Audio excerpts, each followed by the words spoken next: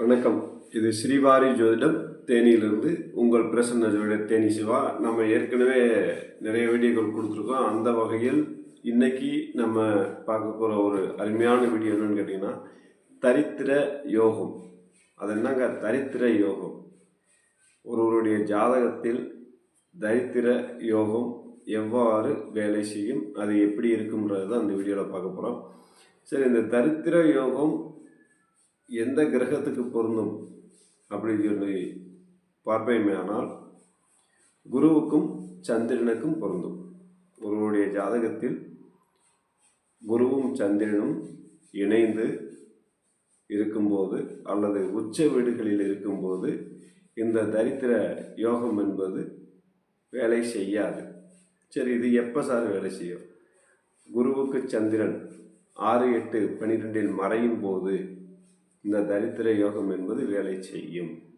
அதுபோல் ஆட்சி வீட்டில் உச்ச வீட்டில் இந்த குரு சந்திரன் இருக்கும் 2 கிரகங்களும் ஒருவருடைய ஜனனகால ஜாதகத்தில் இருக்கும்போது அது தரித்திர யோகத்தை கொடுக்குமே அப்படின்னு பார்த்தோம்னா அது வந்து தரித்திர யோகத்தை கொடுக்காது. ஏன்னா ஆட்சி பெற்ற குருவும் ஆட்சி பெற்ற சந்திரனும் ஒருவருக்கொருவர் பார்வை செய்யும் போது கண்டிப்பாக அந்த பலன் வந்து இருக்காது.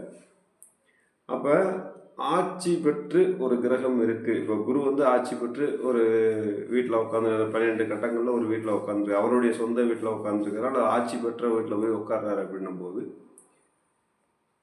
அதில் இருந்து அந்த சந்திர கிரகம் 6, 8, 12 சந்திர கிரகம் மறையும் போது உங்களுக்கு வந்து அந்த தரித்திர யோகம் வந்து கண்டிப்பாக வேலை செய்யும். அதுபோல் பகை வீட்லேயோ நீச்ச வீட்டிலேயோ சந்திரனும் குருவும் கூடியிருந்தாங்கன்னா ரொம்ப தரித்திரம் உண்டாகும் அந்த வீட்டில்.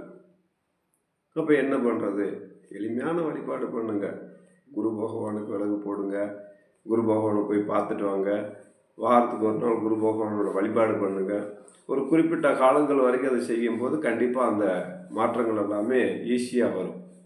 அப்போ அந்த தரித்திர யோகம் வந்து நீங்கி வளமான ஒரு வாழ்வு வரும் அப்படின்றத நம்ம சொல்ல முடியும். சரி, அப்போ என்ன செய்யலாம்? அதாவது தரித்திர யோகத்தில் துன்பத்தையும் துயரத்தையும் தரும். துன்பமும் துயரமும் சந்திரனுக்கு குருவும் குருவுக்கு சந்திரனும் 6, 8, 12 மறையும் போது அவங்களுக்கு அந்த தரித்திர யோகத்தை கொடுத்து துன்பமும் துயரமும் கடுமையாக இருக்கும் அப்படின்னு சொல்லி சொல்கிறாங்க. அதுபோல் கேந்திர திரிகோண ஸ்தானத்தில் சந்திரன் இருந்தால் குரு சந்திர யோகம்னு சொல்லுவாங்கம்மா. குருமங்கள யோகம், குருச்சந்திர யோகம், குருச்சண்டால யோகம்ன்றாங்களா. இதெல்லாம் வந்து அந்த கேந்திர திரிகோண ஸ்தானங்களில் இருக்கும்போது அந்த மாதிரி இருக்கும். அதுபோல் நட்பு வீடு பகை வீட்டில் இருந்தால் கொஞ்சம் கஷ்டங்கள் வரும், ஆனால் தீரும். ஒருவருடைய ஜாதகத்தில் தரித்திர யோகம் என்ன செய்யும் அப்படின்னா அவங்களுக்கு தரித்திரத்தை கொடுத்துக்கிட்டு இருக்குமா? தரித்திரத்தவே கொடுத்துக்கிட்டு இருக்காது. இருந்தாலும் அதிலிருந்து விடுபடுறதுக்கு உண்டான வழிகளும் இருக்குது. நீங்கள் எளிமையான வழிபாடு முறைகளை பண்ணுங்கள். கிரகணத்துக்கு தன்னைக்கு விரதம் இருந்து வழிபாடு பண்ணும்போது இன்னும் 100% அது வந்து வேலை செய்யும். உங்களுக்கு அது வந்து பகை வீட்லேயோ நீச்ச வீட்லேயோ இருந்தாலும் கூட அப்போ நம்ம அந்த கிரகணத்தன்னைக்கு ஒரு வழிபாடு, அதாவது விரதம் இருந்து அந்த கிரகணம் முடிஞ்சதுக்கப்புறம் வழிபாடு பண்ணும்போது இந்த சந்திரனுடைய ஆதிக்கம் என்பது குறைந்து நம்மளுக்கு வந்து ஒரு வளமான வாழ்வு கிடைக்கும் என்பதை வந்து நம்ம உறுதியாக சொல்ல முடியும். சரி, குரு போய் பகை வீட்டில் உட்காந்துறாரு, நீச்ச வீட்டில் உட்காந்துறாரு, என்ன செய்யறது? குரு எந்த வீட்டில் உட்கார்ந்திருக்கிறதோ, எந்த கிரகத்தை சார்ந்து இருக்கிறதோ, இப்போ சூரிய வீட்டில் குரு இருக்கார், குரு கூட ராகு இருக்கார், என்ன செஞ்சுக்கலாம்? சூரிய வழிபாடும் பண்ணணும், ராகு வழிபாடும் பண்ணணும்.